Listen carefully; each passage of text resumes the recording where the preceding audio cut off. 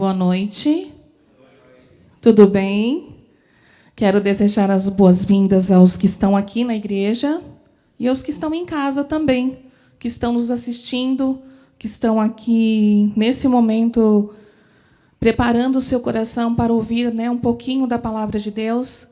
E eu espero que seu coração nesta noite possa sair daqui mais próximo do Senhor, com mais fé, com mais alegria e com mais vigor, diante da presença de Deus. Que os pedidos que foram feitos possamos orar em nossas casas, pelas pessoas que estão sofrendo diante desse problema tão grande que a gente está vivendo, que parece que não tem fim, não é verdade? Mas a gente espera e a gente tem fé que muito em breve todas essas coisas vão passar e que muito em breve estaremos bem, não é verdade? E é sobre isso que eu vou falar nesta noite. Nós vamos falar sobre 3 tipos de fé que precisamos ter em nossa vida. Que tipo de fé é essa que precisamos ter diante deste mundo tão conturbado e tão bagunçado que está? É fácil ter fé nos dias de hoje? Depende. Para cada pessoa age de um jeito. Algumas aumentam sua fé diante do problema, outras desistem no meio do caminho e já não querem saber mais. Cada indivíduo tem um comportamento diferente diante das dificuldades. E eu trabalho com adolescentes, dou aula do 6º ao 9º ano, e acompanho a trajetória desses meninos e meninas já há 9 anos. E dentro desses 9 anos eu tenho visto tantas mudanças no comportamento das nossas crianças, dos nossos adolescentes, que a palavra fé parece algo muito distante da realidade deles. Por que fé é tão difícil da gente conseguir ter? Por que é tão difícil falarmos sobre fé? E eu fui na internet fazer algumas buscas sobre fé.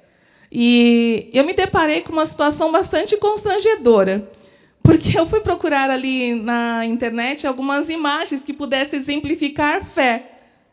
E eu não encontrei nada. A única coisa que eu encontrei ali foram algumas imagens de pessoas pulando de um lugar para o outro, como se fosse um precipício no meio, uma montanha de um lado, uma montanha do outro, e aquela pessoa saltando, tentando alcançar o outro lado.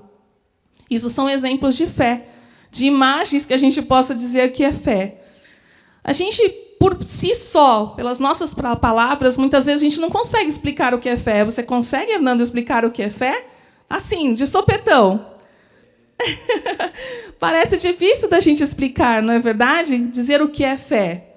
A gente tem essa dificuldade de dizer. Mas porque, na realidade, a fé é mais do que um sentimento. Ela envolve uma prática, ela envolve, talvez, um envolvimento maior numa situação que você precisa exercitá-la. Enfim, nós vamos falar hoje sobre 3 tipos de fé. E, para a gente começar, eu já quero, claro, abrir esse sermão falando uma passagem que é muito comum da gente usá-la para falarmos sobre fé. E está em Hebreus 11, versículo 1. Vamos abrir as nossas Bíblias ou os nossos celulares? Hebreus 11, versículo 1. Exemplos de fé. Ora, a fé é a certeza daquilo que esperamos e a prova das coisas que não vemos. Por isso que é tão difícil, da gente conseguir exemplificar a fé, porque a gente tem essa questão de aquilo que a gente não vê. A gente precisa aprender a praticar, ter a ciência de que aquilo que não vemos precisamos exercitar. E o ser humano tem muita dificuldade nisso. E quando nós percorremos as passagens bíblicas e a Bíblia, nós vemos que o ser humano sempre buscou, para tudo que era abstrato, ele procurou colocar algo físico, algo real, que ele pudesse estar ali diante dele. E eles fizeram isso quando eles estavam na caminhada, na saída do Egito para a Terra Prometida. Eles não tinham ali a quem adorar, assim, diziam eles, entre aspas. Eles estavam no momento em que Moisés estava no momento de uma relação muito profunda com Deus, E aquele povo se sentiu abandonado, eles começaram a buscar ali um meio de adoração. E o que eles fizeram? Um bezerro de ouro. Então, nós percebemos que a humanidade ela sempre busca, para aquilo que é abstrato, buscar o quê? Um exemplo, uma forma física daquilo, para que ela possa se apegar. Por isso que o ser humano tem tanta dificuldade de praticar a fé, porque é algo que nós não podemos ver. É difícil de colocar isso em palavras, como eu coloquei aqui. É difícil da gente expor isso. E a gente vai falar hoje, então, sobre o primeiro tipo de fé, que é você precisa ter fé para agradar a Deus. É um dos pontos que a gente precisa desenvolver. E a Bíblia tem ali várias passagens que mostram para a gente pessoas que buscaram, de forma especial, agradar a Deus. E o maior exemplo disso é o próprio Abraão. Na sua caminhada até o lugar onde ele iria sacrificar o seu filho, durante todo o caminho, o seu filho perguntava: pai, cadê a oferta? Cadê o sacrifício? E eu imagino, porque eu tenho um sobrinho mais ou menos na idade que deveria de ter Isaac, entre ali 13, 14 anos, mais ou menos. E meu sobrinho, quando ele começa a perguntar alguma coisa, ele não para. Toda hora ele pergunta a mesma coisa. Que horas vai acontecer isso? Que horas a gente vai fazer isso? A gente vai andar de bicicleta agora? A gente vai sair agora? Vamos logo! É assim que eles reagem. E eu fico imaginando a cena de Abraão com seu filho e o Isaac todo momento ali. Pai, cadê o sacrifício? Você não trouxe, você esqueceu? E Abraão sempre dizendo: Deus proverá. Deus proverá. Então, ele tinha ali uma situação bastante complicada, né? Que eram as perguntas constantes daquele garoto. E como responder a pergunta para aquele garoto, que sendo ele que era o próprio sacrifício? E eu fico imaginando como estava o coração de Abraão em cada pergunta que seu filho fazia. Em cada momento que ele falava: pai, cadê o sacrifício? E o pai ali não sabia nem sequer o que dizer para aquele garoto. Para agradar a Deus, precisamos ter fé. E Abraão teve que exercitar sua fé ali. E foi naquele momento que Abraão, diante de tantas perguntas e de tantas dúvidas daquele garoto, chegou até o local e, no momento do sacrifício que ele seria ali dedicado ao seu filho, Deus providenciou a ovelha. Deus providenciou o sacrifício. Para nós é a mesma coisa. Muitas vezes a gente se vê numa situação tão complicada, tão difícil, e a gente não sabe para onde ir ou o que fazer. E Deus nos mostra ali aquilo que precisamos, aquilo que necessitamos. Quantas vezes você já não clamou ao Senhor alguma coisa que você precisava, algo que você necessitava, e Deus respondeu no momento certo?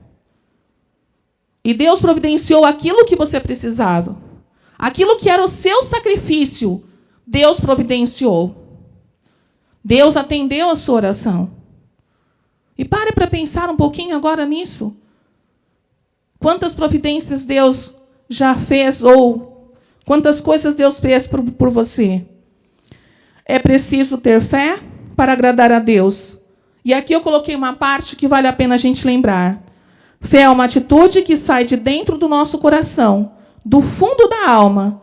Bem lá do fundo nasce uma esperança, uma certeza que tudo vai dar certo. E esse desejo cresce a exemplo da semente do grão de mostarda, que é a menor semente das hortaliças. Porém, quando essa hortaliça, aquela semente brota, ela se torna uma das maiores hortaliças. Assim é a fé. Nós precisamos exercitá-la, nós precisamos praticá-la. E nesses dias que eu estava lendo alguns livros da irmã White, ela diz o seguinte, que nós precisamos exercitar a nossa alma para que possamos ter fé. A fé é um exercício diário que eu tenho que praticar. Se eu não fizer isso, a minha fé só tende a diminuir. Outro ponto importante sobre o nosso segundo tipo de fé é a fé para ser salvo. Eu preciso ter fé para ser salvo. É um dos ingredientes importantes para isso. E lá em Atos 16, 31, diz o seguinte, se você quiser abrir a sua Bíblia, por favor, Atos 16, 31, diz o seguinte: crê no Senhor Jesus e serás salvo, tu e tua casa. Eu só estou lendo um pedacinho aqui, mas se você puder, na sua casa, fazer a leitura do Atos 16, você vai se deparar com uma história lindíssima ali. É a história quando Paulo e Silas foram presos, porque eles haviam expulsado um demônio de adivinhação de uma garota, onde alguns homens, alguns senhores, eles lucravam com isso, com as adivinhações dessa garota, que era tomada por um espírito mau. E Paulo e Silas fazem uma oração ao Senhor e expulsa aqueles demônios daquela garota. Aqueles homens ficaram tremendamente chateados, porque ela era o lucro que eles tinham. E então eles foram até as autoridades da cidade e disseram que Paulo e Silas estavam atormentando, causando bagunça na cidade, perturbação na cidade. E Paulo e Silas, então, foram açoitados diante de todo mundo com uma vara. E eles foram presos. Ficaram ali presos durante a noite. Paulo e Silas poderiam, naquele momento, ter feito o quê? Poxa, Senhor, a gente curou, aliás, expulsamos os demônios da garota, fizemos ali o trabalho que o Senhor pediu, porque eles haviam feito antes, falado de Jesus para as pessoas que ali estavam. E o Senhor permitiu que fôssemos açoitados, envergonhados diante da cidade. E nós estamos agora presos. Mas eles não fizeram isso. Pelo contrário, eles passaram a noite toda cantando louvores ao Senhor. E a história conta que o louvor de Paulo e Silas era tão profundo que os presos que estavam ali ficaram maravilhados com aquilo. E com o passar dos minutos, durante a noite, houve um grande tremor e as celas se abriram. E os carcereiros julgavam que eles tinham sido o quê? Que eles tinham fugido. As celas se abriram, todo mundo fugiu, e agora minha cabeça vai estar a prêmio, aquele carcereiro pensou. Então ele pegou uma espada e ia tirar a própria vida. Foi quando Paulo gritou: não faça isso. Nós estamos aqui, ninguém fugiu. Todos estamos aqui. Essa parte, quando a gente lê só esse trechinho, a gente acha sensacional, né? Crê no Senhor Jesus e será salvo, tu e tua casa. Essas foram as palavras que Paulo usou para o carcereiro. E a história é longa, né? Depois tem um monte de coisas que acontecem, né? Muitas outras coisas que acontecem no meio de tudo isso. Mas a grande lição que nós podemos tirar daqui é que, para receber a salvação, você precisa crer em Jesus e aceitá-lo como seu salvador pessoal. É isso que a gente precisa. Você já aceitou a Jesus como seu salvador pessoal? Sabe, existem muitas pessoas que passam pelas águas do batismo. Existem pessoas que dizem ter aceitado a Jesus, mas será que verdadeiramente já aceitaram a Jesus como seu salvador? Isso implica numa série de coisas. Quando nós aceitamos a Jesus como nosso salvador, nós procuramos andar nas pegadas de Jesus. Nós procuramos andar como Jesus andou. Não estou dizendo que a gente vai fazer tudo certinho, não. Porque somos pecadores e que vamos vacilar em várias situações.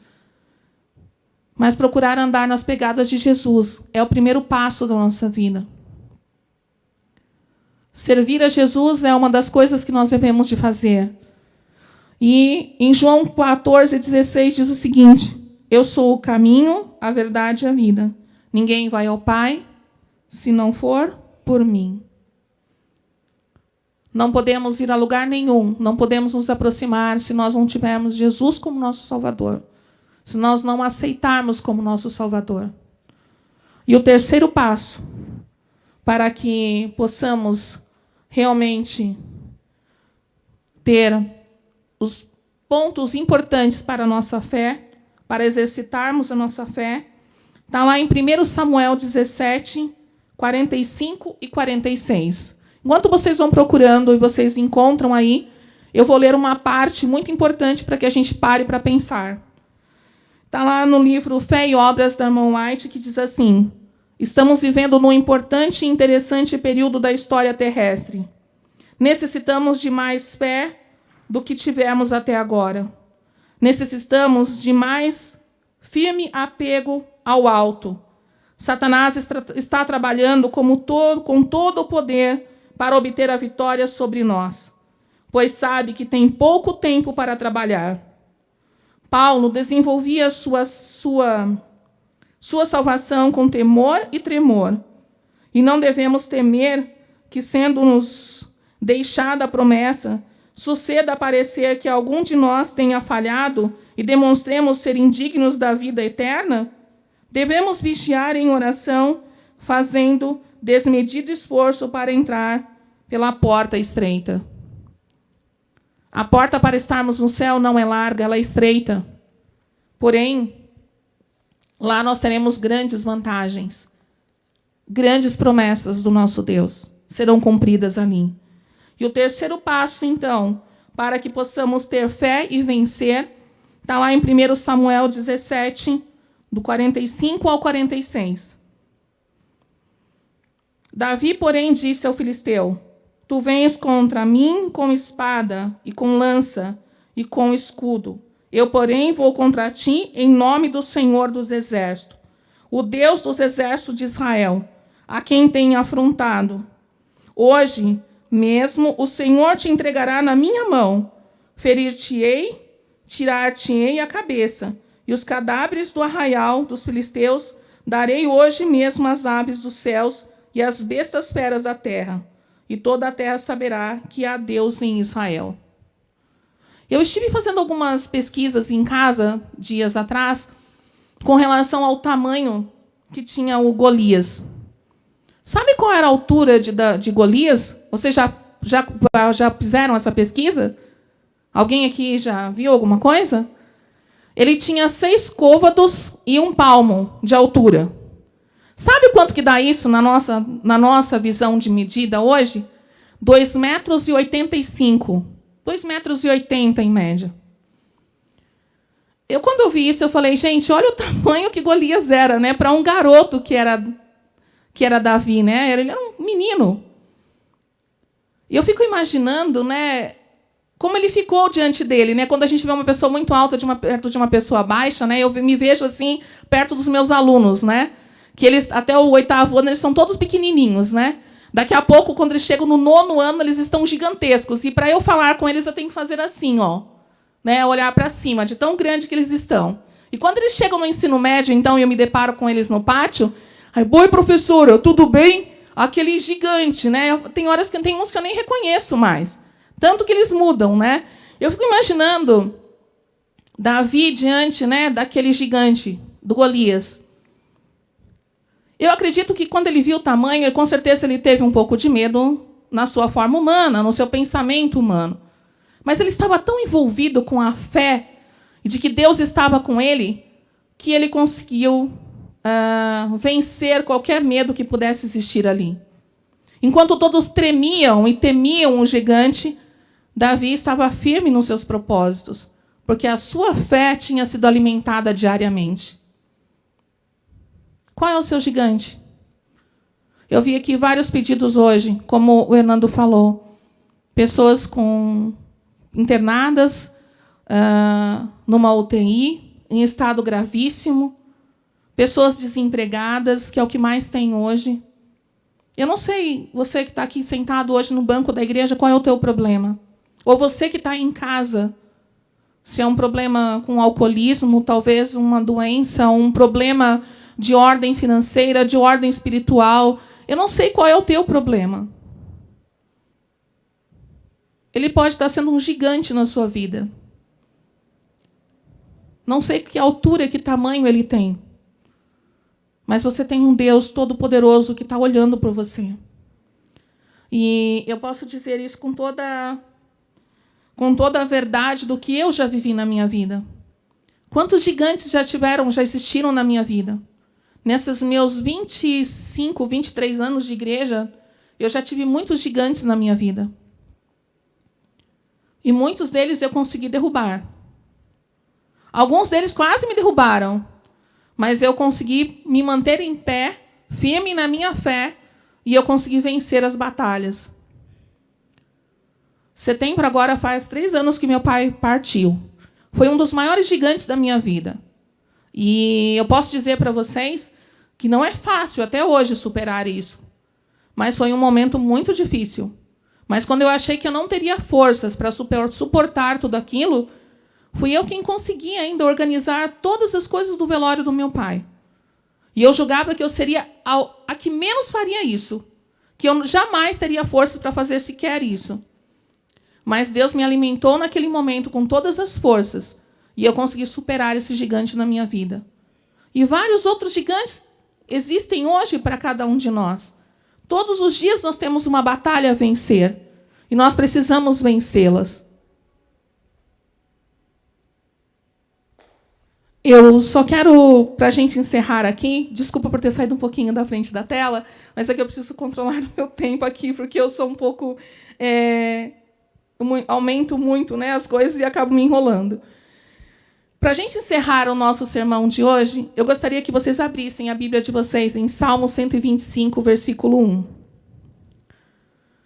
E eu gostaria que vocês lessem junto comigo isso.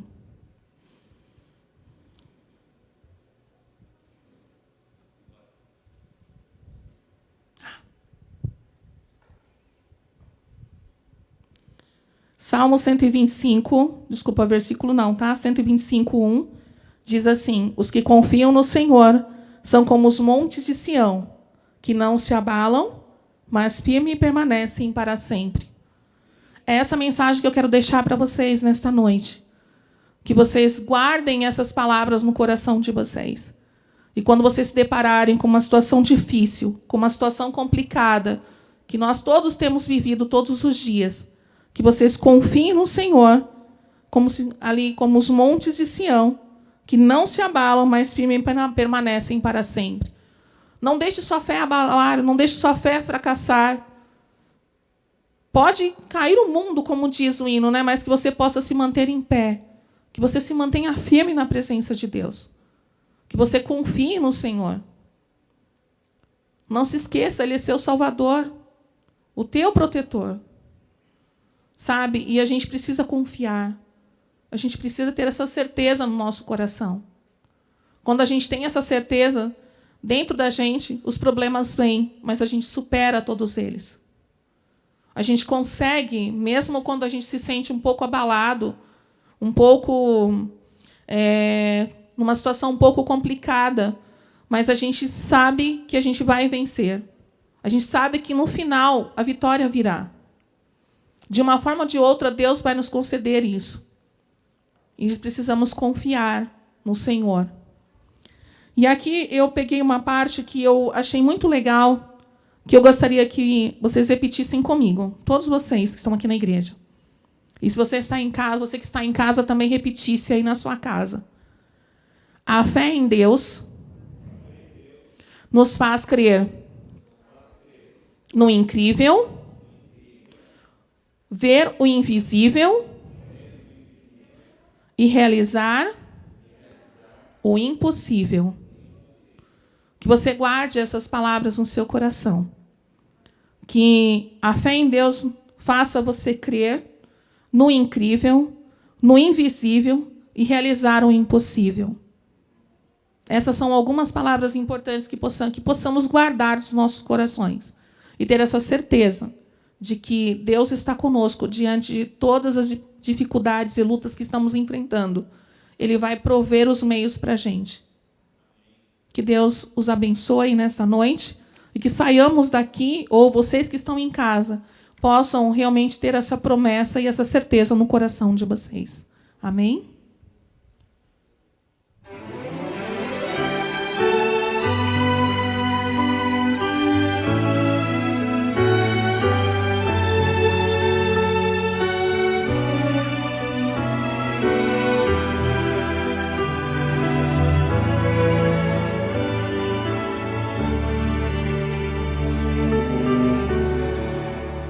Em tuas mãos. Em tuas mãos.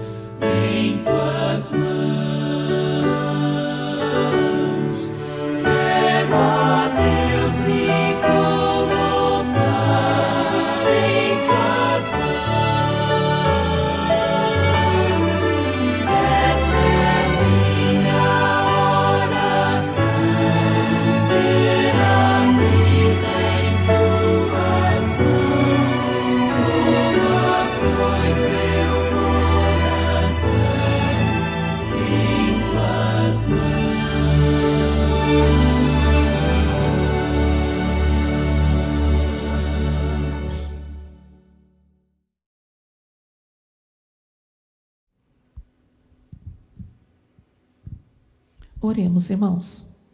Querido Deus e Pai, te agradecemos, Senhor, porque o Senhor tem nos sustentado todos os dias.